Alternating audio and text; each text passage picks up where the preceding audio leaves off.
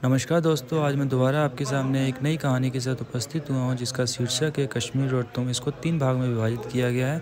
अध्याय 1 शुरू करते हैं। शाम का वक्त हो चला था। साहिबा अपने बड़े से घर में अकेली बैठी आज भी रोज़ की तरह चूल्हे पर फुलके उतार रही थी। मानो ये रोज़ का ही किस्सा हो गया था। उसके पति जलाल के गुजर जाने के बाद वे इस घर में अकेली हो गई थी।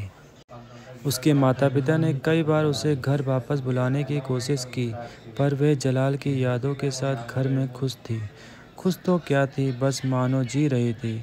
उसे पता था कि अगर वह घर वापस चली गई अपने वालिद के पास, तो वे फिर उसे निकाह के लिए जोड़ देंगे, जो कि उसे अभी मंजूर नहीं था। पिछले कुछ दिनों से उसके गांव में लगातार ही बंदूक की फायरिंग और गोलीबारी की आवाज़ें आ रही थी। आज भी कुछ अलग नहीं था। रोज़ की तरह आज भी बंदूकें बाहर फायर हो रही थी।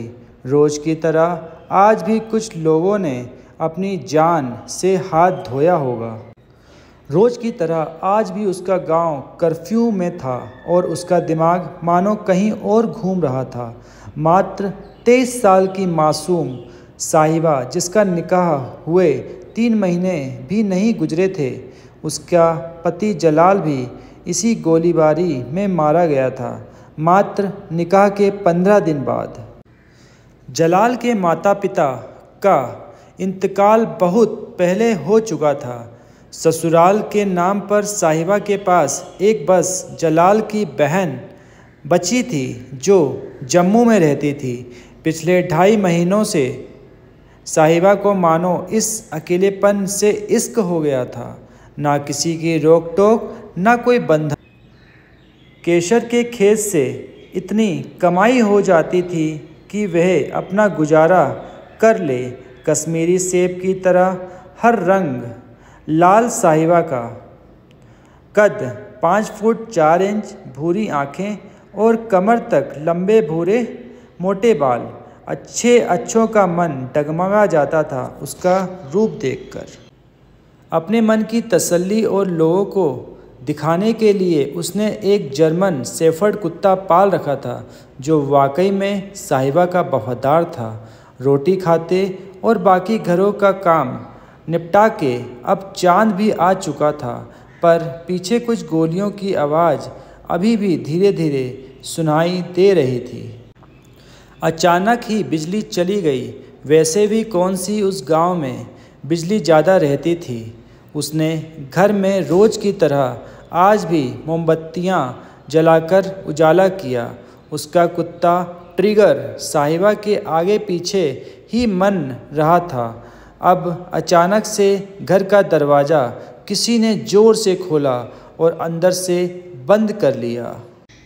इस अंधेरे में समझ तो नहीं आया कि हुआ क्या, पर साहिबा और ट्रिगर दोनों ही चौकन्ने हो गए। ट्रिगर ज़ोर ज़ोर से भागता हुआ दरवाजे की तरफ गया। उसके पीछे साहिबा भी भागी। दरवाजे में एक फौजी खड़ा था, खाकी वर्दी पहने, सिर से खून बहता और गहरी लंबी सांस भरता मानव कहीं से भागता हुआ आ रहा था। ट्रिगर देखते ही उसकी तरफ झपट्टा मारा और साहिबा की मानो सांस ही अटक गई। ट्रिगर फौजी पर हमला करने लगा और फौजी अपने आप को बचाने के लिए ट्रिगर को दूर करता रहा। फौजी की निगाह अभी भी साहिबा पर नहीं पड़ी थी, पर साहिबा फौजी का चेहरा देखकर भौचक्की सी खड़ी थी।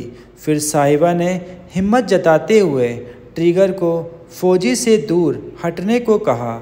जैसे ही फौजी ने आवाज़ सुनी, उसके पैरों तले भी ज़मीन खिसक गई। उस आवाज़ में मानो स्वाद था बचपन की मीठी मीठी गोलियों का, कोई पुराने ज़माने की भूले गीत का, हिमालय में पड़ी बर्फ़ के पिघलने का और बचपन के प्यार का। अध्याय 1 यहीं समाप्त होता है। धन्यवाद। अगर आपको ये कहानी अच्छी लगी तो लाइक, शेयर और सब्सक्राइब करना ना भूलें।